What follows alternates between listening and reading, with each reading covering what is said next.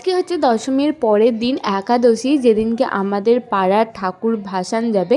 যেহেতু দশমীর দিন আমাদের পাড়ায় খেলাগুলো হচ্ছিল, তাই একাদশীর দিনকে আমরা পাড়ার যে খেলাগুলো হচ্ছিলো তাদেরকে কি গিফটস দেওয়া হবে সেটাই কিনতে এসেছিলাম। দেন বাড়ি গিয়ে দেখি এখানে অলরেডি আর একটা খেলা স্টার্ট হয়ে গেছে, সেটা হচ্ছে যেমন খুশি সাজো।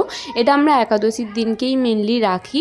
তারপরে এদের খেলা শেষ হতে হতে অন্য পাড়া থেকে একটা ঠাকুর ভাসান করতে এসেছিলো। অ্যাকচুয়ালি আমাদের পাড়ার পাশে একদম নদী আছে, তাই প্রত্যেকটা পাড়ার ঠাকুর মোটামুটি আমাদের এখানেই ভাসান করতে আসে, আর আমরা এখানে বসে বসে দেখছিলাম।